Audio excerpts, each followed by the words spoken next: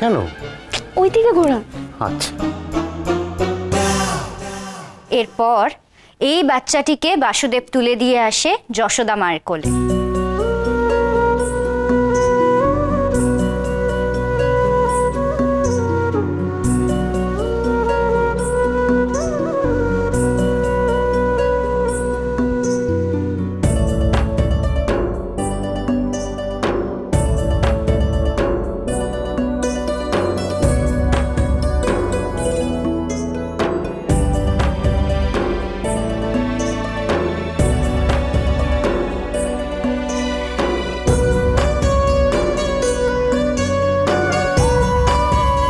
যশোদা মা আর নন্দ বাবা এই বাচ্চাটির নাম রাখে কৃষ্ণ। তারা খুব আদর যত্ন করে বাচ্চাটিকে বড় করে তোলে এবং তারাই হয়ে ওঠে শ্রীকৃষ্ণের মা বাবা।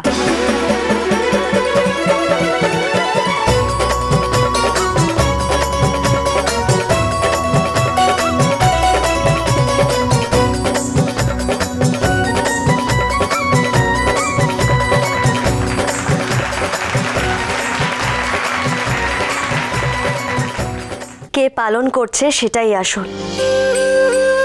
রক্তের সম্পর্কের থেকেও দামি মা ডাকটা। মা সেই হয় যে পরম মমতায় বাচ্চাদের কাছে টেনে নেয়। মা সেই হয় সন্তানদের আঘাত লাগার আগেই নিজে কষ্ট পায়। মা সেই হয় যার কোলে আমরা নিশ্চিন্তে ঘুমিয়ে পড়তে পারি। মা সেই হয় সন্তান ডাকার আগে যে সবার আগে ছুটে আসে।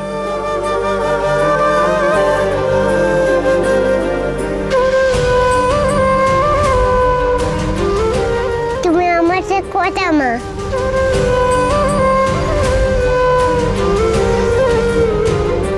তুমি আমাদের জুনি মা।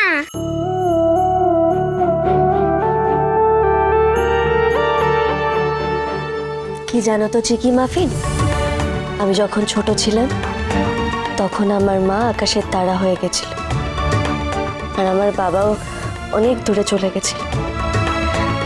আমি আমার মামা মামির কাছে মানুষ হয়েছি। মামাকে সবসময় বাবা মনে করেছি আর মামিকে মা। তারাও আমাকে নিজের সন্তান বলে মনে করেছে, কখনো আলাদাভাবে দেখে। আর এই যে তোমাদের চুনিমা, চুনিমা তো আমার কাছে নিজের বোনের থেকে অনেক বেশি। তো বোন কাকে বলে আমরা জানি না। জানো তো, আমরা মানে আমি আর কথা মা কোনো দিন হিংসে করিনি, কখনো মারপিট করিনি। সব সময় একে অপরের পাশে থেকেছি। কখনো আমি ভেঙে পড়লে কথা মা শক্ত করে আমায় ধরে রেখেছে, আবার কথা মা ভেঙে পড়লে আমি তার পাশে থেকেছি। তোমরা দুজন হলে গুহ বাড়ির মেয়ে। তুমি আমার মা। তুমি আমার মা। একদম ঠিক বলেছ। তাই এবার থেকে যখনই কেউ কিছু বলবে আগে বিশ্বাস করে নেবে না, সবটা জানবে তারপর। কেমন?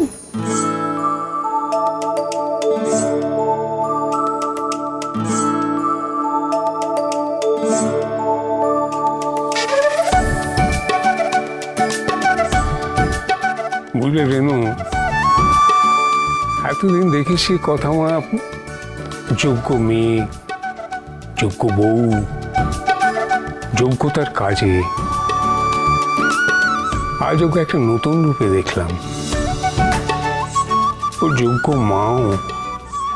আর কর্তামশাই, এই কথা তো আমরা সবাই জানি, সন্তানের জীবনে মায়ের ভূমিকাই হচ্ছে সব থেকে বড়। আমাদের চিকি আর মাফিনের কত বড় ভাগ্য বলো তো, তারা কথা মার মতো মা পেয়েছে। ঠিক ঠিক।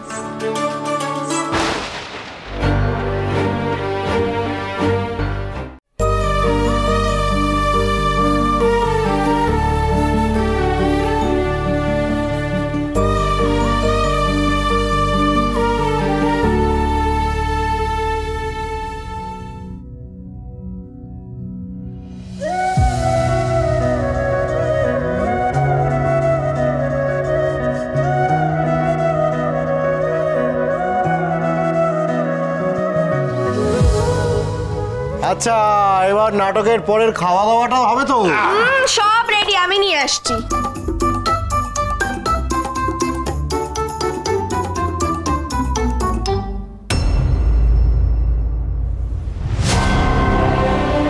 আজ আমার সব নষ্ট হয়ে গেল কেবল ওই গ্র্যানির জন্য।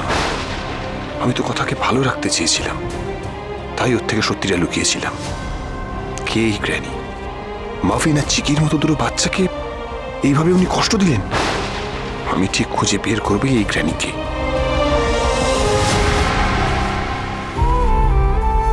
কে পালন করছে সেটাই আসল। রক্তের সম্পর্কের থেকেও দামি মা ডাকটা। মা সেই হয় যে পরম মমতায় বাচ্চাদের কাছে টেনে নেয়। মা সেই হয় সন্তানদের আঘাত লাগার আগেই নিজে কষ্ট পায়।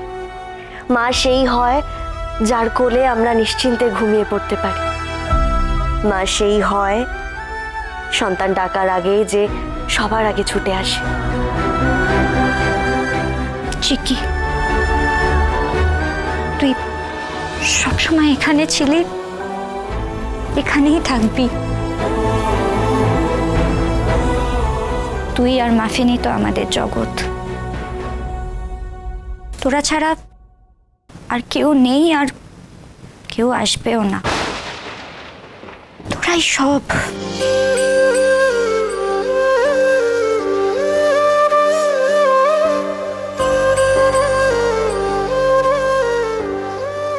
কথা, তুই অগ্নিদার সাথে সাথে আমার উপরেও খুব রেগে আছিস। বল, তোকে কেন আগে জানাইনি? বিশ্বাস কর, কথা আমি পারিনি রে। তোর জীবনের বাজি ধরতে আমি পারিনি। আমার তুই ছাড়া তো আর কেউ নেই। বল,